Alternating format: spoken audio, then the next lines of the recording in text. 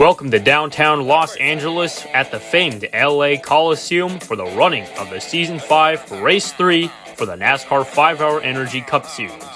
This quarter-of-a-mile track can provide some entertaining moments and could potentially have a surprise winner here.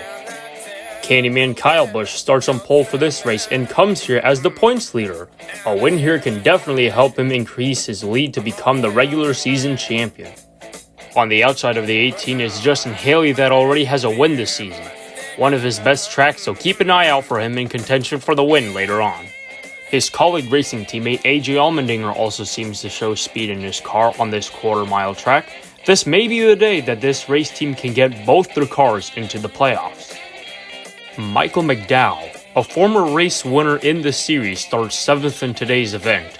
Quite a shocker that is, but we will see how this race will turn out for that Love's racing machine. More surprising faces up front feature Eric Jones in the 43 and Cole Custer in the 41. Both have one goal in mind, and that is to win this race, because points-wise for them, they are not looking too well and are pretty much in a must-win situation for a playoff spot. Kyle Larson starts further back in 15th. He is a previous race winner at Odessa that is also to be as short as the Coliseum. Can he go back-to-back? Chase Briscoe, driver of the number 14 Stewart-Haas racing car, has been on the verge of climbing into the top 16 ever since Daytona and is on a steady roll. He needs another good finish to continue his ranks up the standings. Reporting from Corey LaJoie about how he feels of coming to this race in the famous LA Coliseum, he is pumped, ready to go, and happy to be racing here. Now we'll go sidetrack for the command to get this race underway. Drivers! Start your engine! 37 cars on the short oval in LA. Let's do this. Before that, let's look at today's starting lineup. On the pole is the Candyman Kyle Busch, starting next to the Daytona 500 winner for Season 5, Justin Haley. Then we have the Dinger, AJ Allmendinger, starting in third, next to Joey Logano. Then we have Chase Elliott and Tyler Redditt, followed by William Byron and Michael McDonald in the fourth row. Then in the fifth row, we have Eric Jones and Christopher Bell. Row 6, we have the 2 of Austin Spindrick and the 41 of Cole Custer. Harrison Burton and Denny Hamlin make up the next row, followed by young Ryan Blaney and young money Kyle Larson.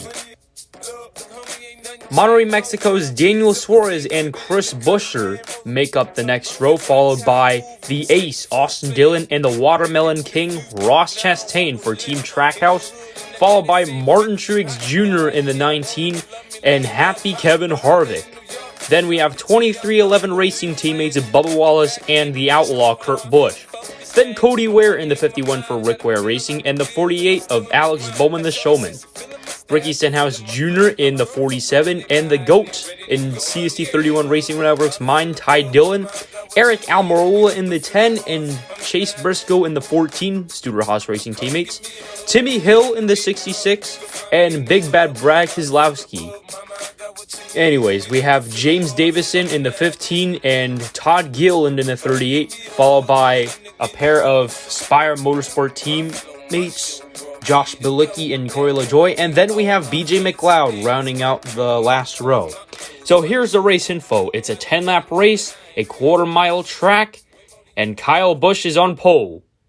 The green flag is in the air at the LA Memorial Coliseum. Whoa! And there's a crash in turn 1. There's a crash in turn 1 that has to involve at least 10 cars to go to the garage. Holy schmoly, what a terrible turn of events. How did this happen? As we see on the replay, Redditt got loose under Elliott that he tagged along, spinning around with no room for McDowell, Byron, Bell, Cindric, and everyone from behind. Oh, and Hamlin tags Larson as he went around from behind, and Suarez just piles in at the last second, already ending his day at the Coliseum. So as the cleanup is happening in the process, we'll take you to commercial break to fast forward to the caution flag so these cars can get rolling again. Hey Josh, did you know that Tire Pros does more than just tires? I mean, they can handle all of your car's automotive needs. Why are you talking like that? I'm talking normally. about how Tire Pros offers complete car care. Wait, are we in a commercial? No, we're in a car. Is that a camera? Tire Pros, more than tires. What was that, a tagline? Where'd that logo come from? Welcome back to the LA Coliseum for the fourth race of the final season for the NASCAR 5-Hour Energy Cup Series. Right now, the caution flag is now in the air, and the cars are now set to be rolling under caution speed. A red flag was out on the very first lap of the race out of 10, making me think that this is the first time that it happened. New record. Alright, all the cars have been brought to the infield, and the drivers are okay. We'll be restarting on lap 3. 12 cars already out of the race. That's a crazy amount of DNFs. New faces up front. Any possible challengers for the top 4 drivers for this run? Let's find out. Green is out and we're racing once again. And Kyle Busch clears the field, flying into turn 3 with Logano on his rear. On lap 4 now, Buescher battling Blaney for the 3rd spot. Being stuck on the outside lane is very challenging to get around, gaining track position. Cody Ware just sent it 3 wide back there into turn 1 as he is one man on a mission as the cameraman focuses on the 16. Never mind, now focusing on the battle for the lead. Logano gets underneath Busch in a hurry, leading lap 6. As whoever is in charge of filming, being me, should have kept track of the top 10 getting the halfway bonus point. On lap 5. As Ware menacingly passes cars in RWR equipment, the 18 and the 22 tangle coming out of 4, handing the lead over to Allmendinger, followed by his teammate Justin Haley, calling 1-2. Oh, Kurt Busch sends it too far. He hits the wall. And another car goes for a spin in turn 3. That's the 77 of Josh Bilicki bringing caution number 2 out. Bilicki did not hit anything, so he'll be continuing the race. Oh. He gets turned by his teammate in the 7. Yikes. That's never any good sign. I do wonder how the 77 will do with flat spots on his car as he starts in the back, and Kurt Busch will continue to go with no problem thanks to the composite bodies on the cars. This is going to be an overtime restart, and Colleague Racing is on the front row. But what can Ware do as he starts 3rd on this restart? Overtime, here we go. Alright, through turns 1 and 2, Allmendinger maintains the lead and Ware battles 2nd and clears Haley into turn 3. Only 1 spot remains for the 51 to get. White flag is in the air and the 2 are side by side on the front stretch. Here they go on the back straight for the final time. Ware's got to navigate 2 more corners and he does! Cody Ware is going to win at the LA Coliseum in an upsetting victory, and a crash happens coming out of turn 4, collecting Penske cars, Chastain and Harvick with Truex stuck behind. Just right before the finish line, 4 cars caught up in the wreck, and Truex, who is almost an addition in the mess, escapes, but not with the finish he wants. Chastain gets the hook heading to the infield. Ryan Blaney, not finishing a race back-to-back. Tough luck for Blaney this season, and is going to need an absolute miracle for something to happen to get into the playoffs. His teammate Logano also hooked heading there, and another 4 driver Kevin Harvick having an abysmal season. Not what you want to be in at all, especially in the last season. Now the cleanup has finished, and it is time to celebrate with Cody Ware, somehow, in some way, your winner at the LA Coliseum. Big day for Rick Ware Racing getting their first ever win in the NASCAR 5-HECS division, being their first season start, going to be shaking up the standings big time. So congratulations to the list of winners displayed on the screen, and now let's take a look at your race finishing results. What a W day it is for that 51 team, but it was also super close for AJ getting his first win too, by his teammate finishing 3rd, pretty close to getting his 2nd series win.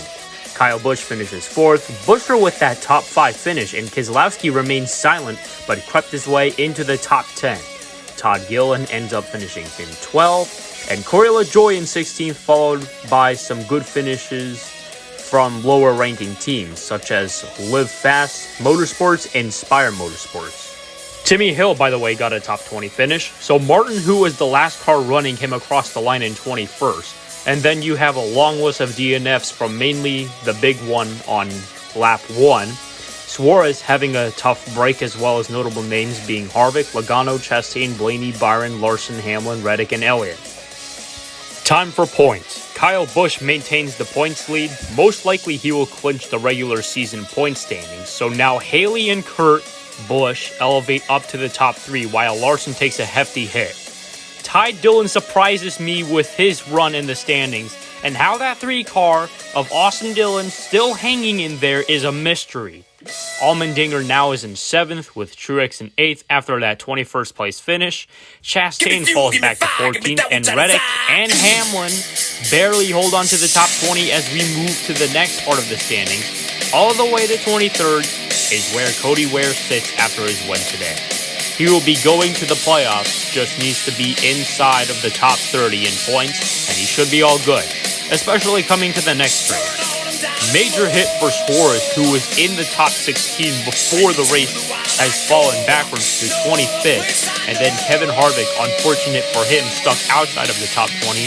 Not the season at all that he wants, including the likes of Ryan Blaney and Cole Custer, which Custer is getting outrun by Josh Bilicki.